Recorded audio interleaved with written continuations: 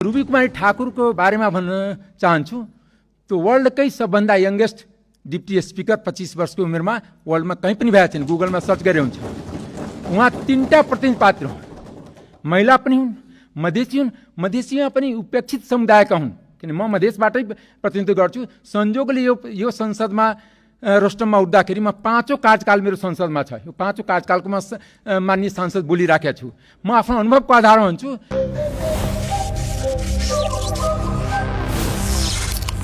सम्मानीय सभामुख महोदय, आज यो उपसभामुखजीको निर्वाचनको घडीमा हाम्रो पार्टीले खुला छलफल सबै दलसँग सहकार गर्ने कुराको लागि नै सबै दलसँग सहकार भएको। सहकार गर्ने बित्तिकै एउटा कुनै घटनामा सहकार नहुँदाखेरि कुनै मान्य साथीले कटाक्ष गर्नुभएछ, त्यो मलाई उपयुक्त लाग्दैन। दोस्रो कुरा, हाम्रो पार्टीको जति विशाल जनमत छ त्योभन्दा विशाल हृदय हाम्रो पार्टीको सभापतिजीको छ, हाम्रो प्रधानमन्त्रीजीको छ। किनकि त्यो हामी सम्पूर्ण पार्टीको साथीलाई बडा विनम्रतापूर्वक आग्रह गर्न चाहन्छु कि हामी हरेक पार्टीसँग यो जस्ट सुरुवात थियो, सहकारको सुरुवात थियो, अन्तिम थिएन।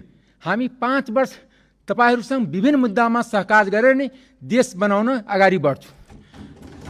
साथसाथै हामी तपाईँहरूलाई के विनम्रतापूर्वक आग्रह गर्न चाहन्छौँ कि हामी सबैजना देश बनाउन आएको छौँ। यो ऐतिहासिक संसद छ।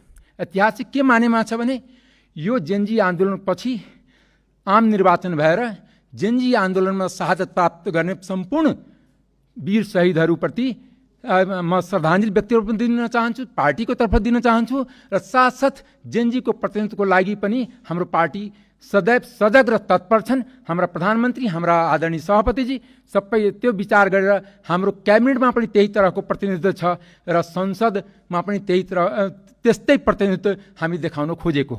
हामी कुनै दलप्रति आग्रह पूर्वाग्रह राखेको छैन। जहाँसम्म रूबी कुमारी ठाकुरको बारेमा भन्न चाहन्छु, त्यो वर्ल्डकै सबभन्दा यङ्गेस्ट डिप्टी स्पिकर 25 वर्षको उमेरमा वर्ल्डमा कहीँ पनि भएको छैन, गुगलमा सर्च गरे हुन्छ।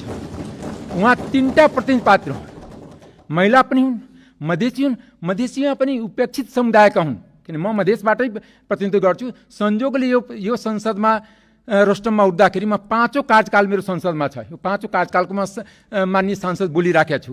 म आफ्नो अनुभवको आधारमा भन्छु कि न भूतो न भविष्यति, भविष्यमा पनि हुन्छ मलाई लाग्दैन। किनकि नेपालको संसदीय इतिहासको म एउटा विद्यार्थी पनि हो कि जुन तरिकाले रूबी कुमारी ठाकुरलाई हाम्रो पार्टीले अङ्गीकार गर्यो र सबै पार्टीले समर्थन गर्यो, एउटा पार्टी पार्टी बाहेक, त्यो ऐतिहासिक हो। किन हो भने उहाँ जेनजीको प्रतिनिधित्व पनि गर्छन्, महिलाको प्रतिनिधित्व गर्छन्, मधेसीको प्रतिनिधित्व गर्छन्, साथसाथै एउटा उपेक्षित समुदायको प्रतिनिधित्व गर्छन्, जसलाई काठमाडौँमा कपाल काट्ने समुदायको रूपमा चिनिन्छ। त्यस कारणले आज किनकि जुन मधेसले यो आम निर्वाचनमा जेनजी आन्दोलनलाई विशाल छाती प्रस्तुत गर्यो, 32 सिटमा 31 सिट दियो, एउटा टेक्निकल कारणले हुन सकेन, 30 सिट दियो प्रत्यक्षमा र 13 लाख समानुपातिकमा भोट दियो। त्यसको पनि एउटा प्रतिनिधि पात्र रूबी कुमारी ठाकुर हुन्। उसलाई एउटा समुदायसँग मात्र नजोरौँ। साथसाथै म के भन्न चाहन्छु सरकारको दलको तर्फबाट कि हाम्रो सरकार देशमा सुशासन, भ्रष्टाचार अन्त गर्ने, दिगो विकास र देश निर्माणको काममा हामी सबैसँग हातोमाले गरेर आगामी दिनमा जान्छौँ। त्यस कारणले यो संसदलाई हामी कटाक्षको थलो नबनाऊ, एक अर्कोलाई घोचपेचको गर्न नबनाऊ। यसलाई हामी एउटा राष्ट्र निर्माणको थलो बनाऊ, राष्ट्रको नीति निर्माणको थलो बनाऊ, जहाँ राष्ट्रले 30-35 वर्षदेखि जनता ठगिएको छ, त्यो ठगिएबाट मुक्त गरौँ। किन जनताले विकास खोजेको छ, सुशासन खोजेको छ, भ्रष्टाचार मुक्त समाज र देश खोजेको छ। हामी एउटा कुरा के आग्रह गर्न चाहन्छु कि हामी अहिले समितिहरू बन्न बाँकी नै छ, भोलि संवैधानिक प्रस्ताव छ, विभिन्न विकास निर्माणको कुरा छ, हामी बजेट निर्माणको कुरा छ। हाम्रो माननीय अर्थमन्त्रीजी पनि यही हुन्छ। हामी बजेटमा पनि कुनै काखा पाखा लगाउँदैन। हाम्रो सरकारको बराबर क्लियर छ, हाम्रो पार्टीको नीति क्लियर छन्। त्यस कारणले हामी कुनै वादमा नजाउँ, हामी नेपालवादमा विश्वास गरौँ। हामी नेपाली हो, नेपालको विकास गर्छौँ, नेपाललाई नेपालीपनको रूपमा हामी विश्वलाई चिनाउँछौँ। त्यस कारणले हामी नेपालीपन बनौँ। हामी बादमा फसेर नै हाम्रो देश दुःख पाएको, हाम्रो नेपाली जनता दाजुभाइ दिदीबहिनीले दुःख पाएको हो। त्यस कारणले मैले एउटा आग्रह गर्न चाहन्छु कि रुबी कुमारी ठाकुर हाम्रो सबभन्दा उपयुक्त अहिलेको वर्तमान राजनीतिक परिदृश्यको उपयुक्त माननीय सांसद हुनुहुन्छ। उहाँलाई सभामुख नोमिनेट गर्दाखेरि देश र जनताको गौरव बढ्छ, जेनजी आन्दोलनको हाइट बढ्छ र त्यसमा सम्पूर्ण युवाको प्रति सम्मान पनि हुन्छ। किनकि हामी राजनीतिमा जहिले पनि बुढापाकाले मात्र कब्जा गरेर जुन सोच छ त्यसबाट मुक्ति पाऊँ। यदि मभन्दा उपयुक्त मान्छे युवा छ भने उहाँलाई ठाउँ दिउँ, हामी ठाउँ छोड्ने बानी बनाऊ। यो होइन कि एउटा खुट्टा हाजघाटमा अर्को खुट्टा संसदमा र क्याबिनेटमा जुन प्रवृत्ति छ त्यसलाई हामी अन्त गरौँ।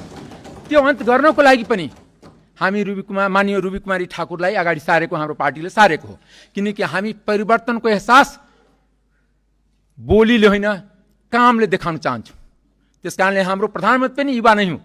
किनकि 35-36 वर्षको मान्छेलाई बुढो भन्न मिल्दैन, युवा हुनु मिल्छ। किनकि हाम्रै सामाजिक सुरक्षा यही अर्थमन्त्रीजी हुनुहुन्छ, 70 वर्षमा दिने गरेका छ, 70 वर्षलाई बुढो भनिन्छ। तर हामी 65मा 60मा रिटायरमा एउटा आम सहमति कायम गरौँ कि हामी जबसम्म वैकल्पिक राजनीति भने मान्छे, किनकि युवाको विश्वास राजनीतिबाट उठिरहेछ। किनकि मैले आइआरको विद्यार्थी, अन्तर्राष्ट्रिय सम्बन्धको विद्यार्थीको कारणले पनि विभिन्न देशमा हाम्रै आफ्नै नेपाली दाजुभाइ जो पढिरहेको छ राजनीतिमा आउन चाहन्छ, तर जुन राजनीतिमा सिन्डिकेट प्रणाली थियो त्यसबाट उनीहरूलाई जहिले पनि पस्न गाह्रो छ। किनकि पुरानो मान्छेले पद छोड्नै नचाहने, पुरानो अगटी राख्ने, नयाँको कुनै ठाउँ छैन त के को लागि आउने, मात्र फलोवर हुने कि लिडर पनि हुने।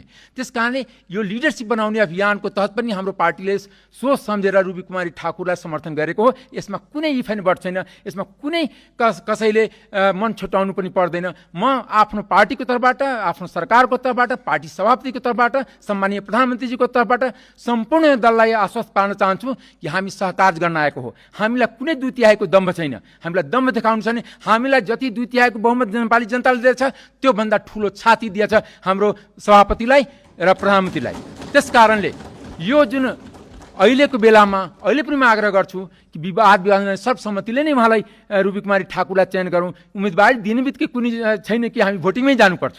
त्यो दलले यदि यो कुरालाई सम्झेर, किनकि हामी बादमा फसेर हामी कहिले जनयुद्धमा फस्ने, कहिले मधेस आन्दोलनमा फस्ने, कहिले थलवट आन्दोलनमा फस्ने, विभिन्न जातमा देश निर्माण कहिले गर्ने। हामी एक ठाउँमा आउँ, एउटा कमन एजेन्डा निर्माण गरौँ, एउटा कमन ग्राउन्डबाट नेपाललाई टेकअप गरौँ, आर्थिक रूपले, राजनीतिक रूपले, सामाजिक रूपले। आज हामी समाज जोड्ने आवश्यकता छ, तोड्ने आवश्यकता छैन। आज राजनीतिक दल जोड्ने आवश्यकता छ, तोड्ने आवश्यकता छैन।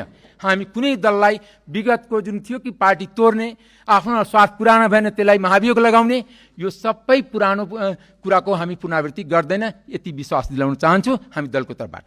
किनकि हामी देखेका छौँ सर्वोच्चमा आफ्नो यदि पुरा भएन भने सर्वोच्चको न्यायाधीशलाई पनि महाभियोग लागेकै हो। त्यही विगतको संसदमा संयोगले म त्यहाँ पनि सांसद थिएँ।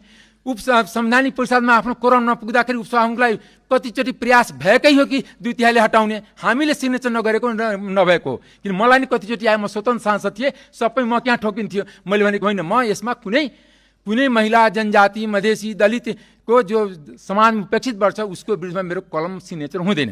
मैले तत्कालीन प्रधानमन्त्रीलाई भनेकै थिएँ, आज यो रोस्टमको प्राप्त दुःखको साथ भन्नुपर्छ।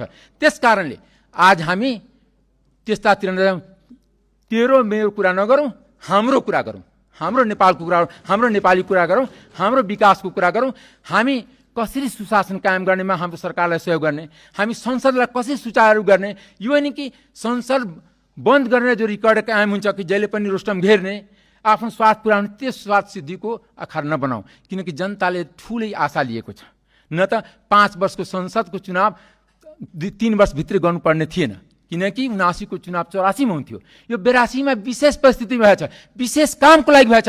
यसको आफ्नो विशिष्टता छ, यो विशिष्टतालाई कायम राखौँ, त्यो पुरानो परम्परालाई अलिकति केही दिन थाती राखौँ। नेपालको विकास निर्माणको लागि यो विशेष संसद र विशेष सरकार यो 5 वर्ष राम्रो काम गर्छ र तपाईहरुसँग हरेक कुरामा संवाद र सहकारको ढोका खुला राख्छ। म आफ्नो दलको तर्फबाट आधिकारिक सबैलाई नम्र निवेदन गर्न चाहन्छु कि यो हाम्रो यो राजनीतिक दल जहिले पनि खुला हुनुपर्छ। त्यो खुला प्रक्रियामा संवाद भएको कारणले नै तपाईले त्यसलाई आश्वासन बुझ्ने, मलाई धोखा भन्ने यो वर्ड डिक्सनरीबाट हटाउँ।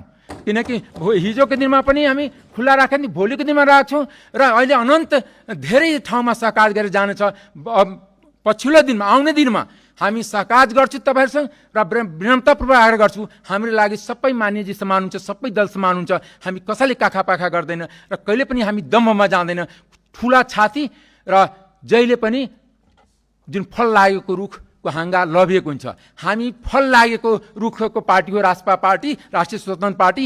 फल लागेको रुख हो, सरकार हाम्रो, 2 तिहाईको सङ्ख्या हाम्रो हो। त्यस कारणले हामी नेपाली जनतालाई फल दिन्छौँ र तपाईँहरूलाई पनि कुनै हिसाबले हामी हुच्याउँदैन। म फेरि अनुरोध गर्न चाहन्छु, अहिले पनि राप्रपाको साथीहरूसँग अनुरोध गर्न चाहन्छु, यो मौकालाई ठाकुरलाई सक्न लागि महोदय म अनुरोध गर्न चाहन्छु कि रुबी कुमारी ठाकुरमै यो पुरा मान्यजीहरू सम्मति गरेर अगाडि बढौँ। यही हाम्रो नेपालको विशेषता हुन्थ्यो, यही आजको आवश्यकता थियो। त्यस कारणले हाम्रो पार्टीको तर्फबाट, व्यक्तिगत मेरो तर्फबाट रुबी कुमारी ठाकुर जीको जुन उम्मेदवार हुन्छ उहाँ पूर्ण समर्थन छ।